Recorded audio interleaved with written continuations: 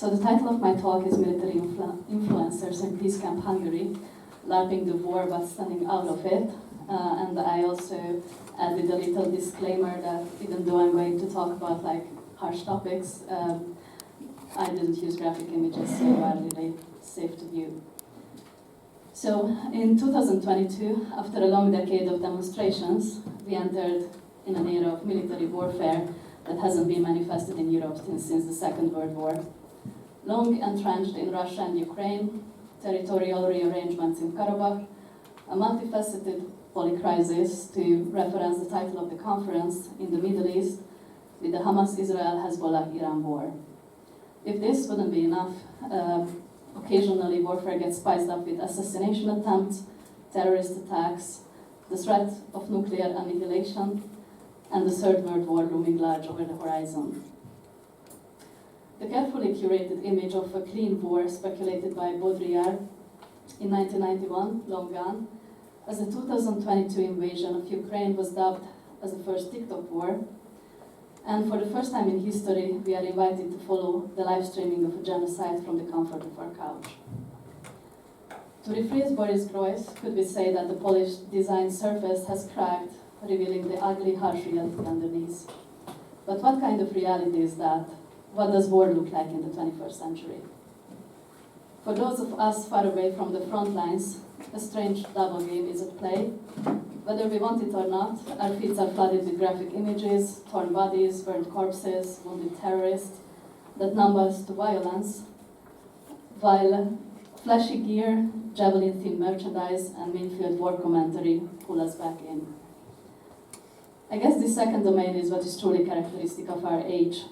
The strange hybrids of online vernacular and IRL steel, Miltok influencers, virtual army dogs, kawaii war queens, gunfluencers, Chan mascots, cosplay commandos, AI-generated soldiers, and thirst traps in uniforms populate our screens, co-produced by the unlikely alliance of citizen soldiers, proxies, and trolls, and the state propaganda machine. Every nation engaged in war today seems to have also adopted a digital strategy. Ukraine, for one, takes on the role of an edgelord who destroys the enemy with a well-crafted meme. Israel, on the other, embodies a just-a-girl character online who whispers, "Do you really want to be mean to me?" and is in a toxic relationship. Hungary is a country that is not involved in any active military conflict.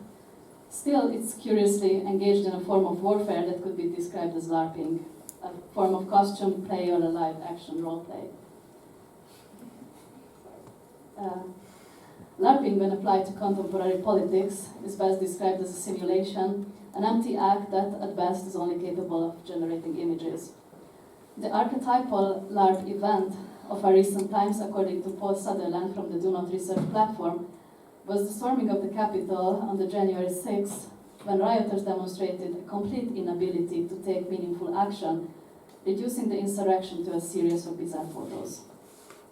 LARPing, he adds, also masks the absence of the real, while being distinct from mere spectatorship, as it requires an active role from the participants to create this alternative reality.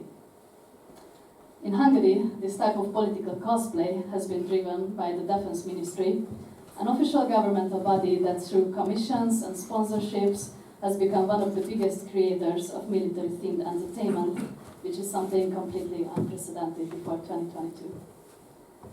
Media spectacles include everything from music videos and behind-the-scene TikTok series to reality TV shows, action dramas, and influencer content, all focused on one theme, turning everyday civilians into soldiers.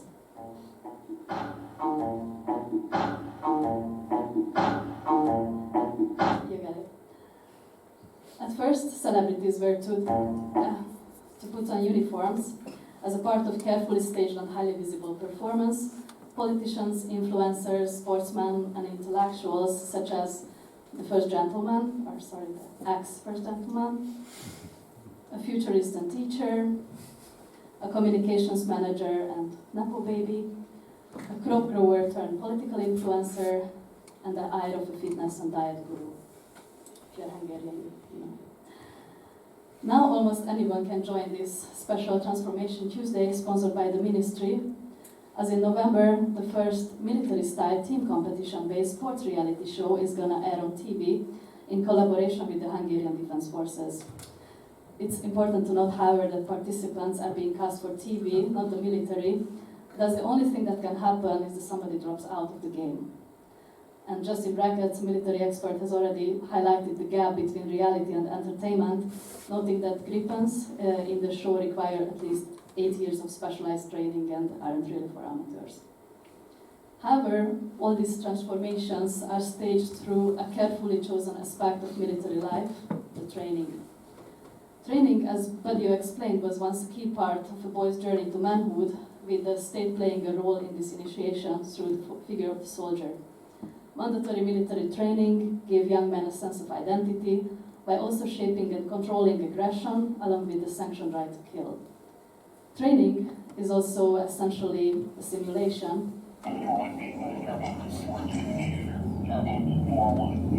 With stage battles, mock shelling, and practice shootings.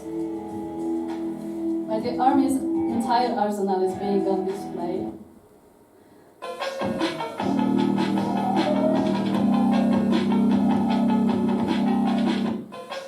But without bloodshed, casualties, or a fierce enemy. It really shows an appealing side of preparedness that blends warcore fashion with the aesthetics of destruction.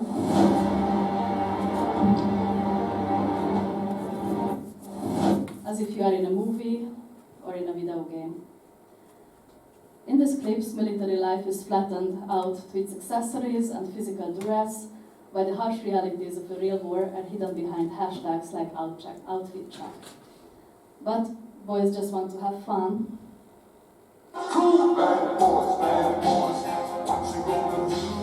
What you gonna do? Cool bad.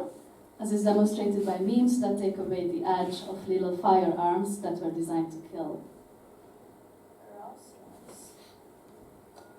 Links.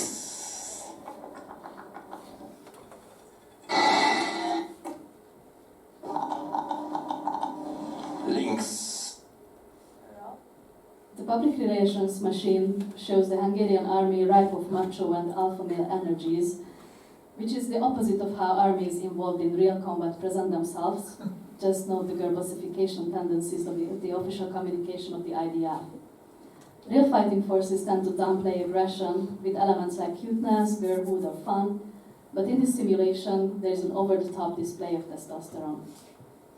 It's a form of compensation, you could say, a low-stakes performance meant to give the illusion of action, but all of this happening against the backdrop of the Ukraine war, where Hungary has pledged not to send any troops or weapons. The governing party Fidesz won a landslide victory in 2022 by making this promise, and since then embraced this strange doctrine of neutrality. Officialdom, of course, carefully hides the dark side of military affairs, though it still pops up nonetheless in the feeds. In real life, there is no such thing as non-alliance, taking no sides, embracing neutrality. And I leave you with these images that I gathered from individual accounts of the military. Передайте нашим, що ми її бачимо.